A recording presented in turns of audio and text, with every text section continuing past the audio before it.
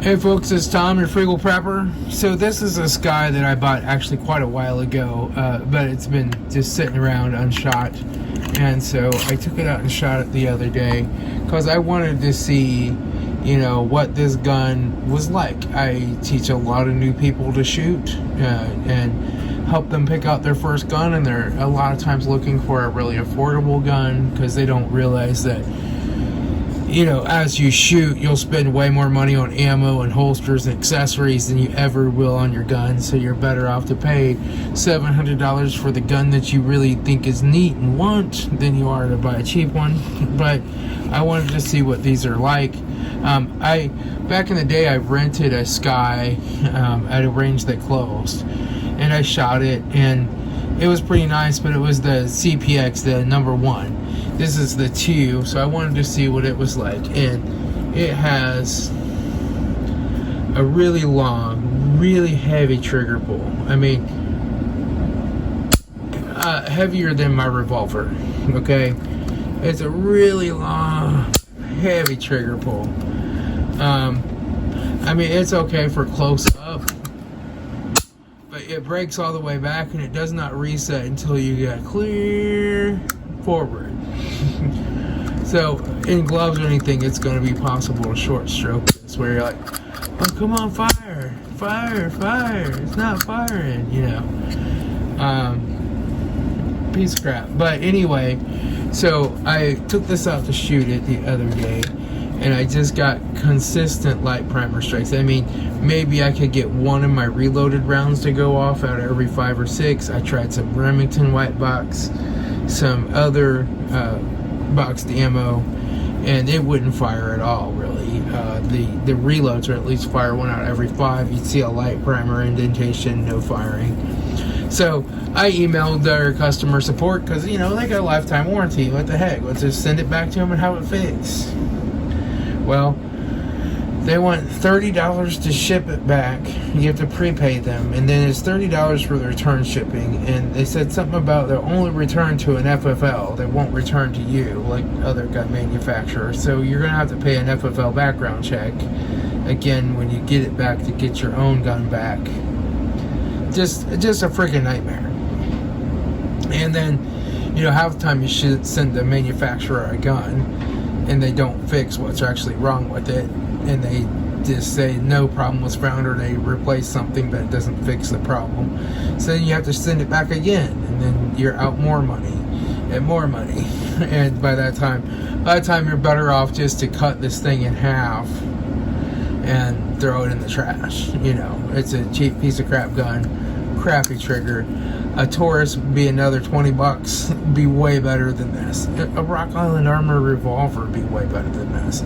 This is a really crappy gun. I can't believe they sell as many of them as they do. It's just, if you're going to have a long double action trigger, why not have a revolver? I mean, it holds a few more rounds than a revolver, but semi-autos, you're supposed to have to be able to deal with the possibility of a jam with cycling issues, but in exchange you get that really nice trigger pull, and this is a really ugly trigger pull. I don't like this gun. I would not recommend it for anybody to carry one, but anyway, it has pretty nice sights on it though. It does have a pretty nice sight picture on it. And you need those big sights when you're pulling that trigger, because you gotta try to hold that thing steady when you're, But anyway, I opened it up because I'm not sending it back for that money.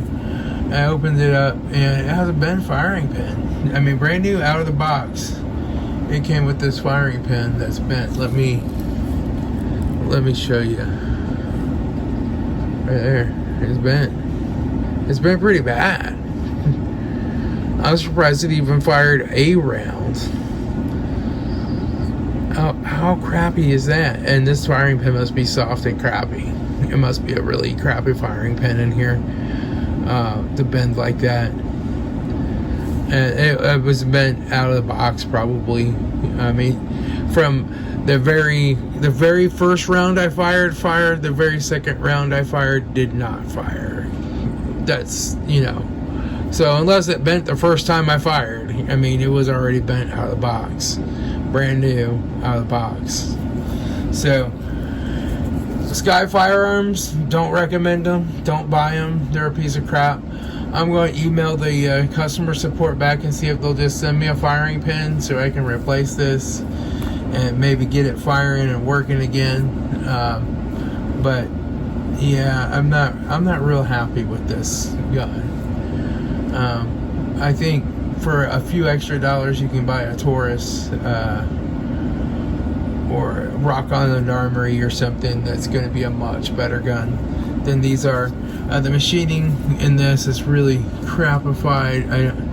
I mean, there's some dirt in it, but there's all these machining, tooling marks down in here. It's not well polished in the rails. It's going to have a gritty slide. You know, it's really crappy. Crappily, hastily thrown together. You can already see, I mean, I only fired 6 or 7 bullets out of this I got to fire, and it's already got wear on the slide from the grit and the action right there and there and there and back here. I have some up here. It's already got some wear on the barrel, I saw too. You know, right here, wear marks going down the barrel. So yeah, it's a pretty crappy gun. It's pretty crappy, but I guess some people, they like these, and or they can only afford these or whatever.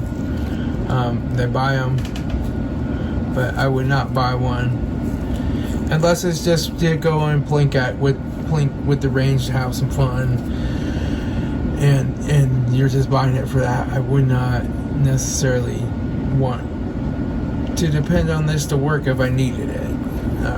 I mean, it probably would. Once you get the firing pin replaced, it'll probably work, but I don't know. I think they're kind of junky. But you know, some people have a tendency to like really cheaper firearms, and some people think like, oh, you have to have a $1,800 firearm. And then there's people like me that are like, yeah, you can spend, you know, $300-400 and get a really good gun that works. But this is not one of them, you know. So anyway, that's all I got, folks. It's Tom, your Frugal Prepper.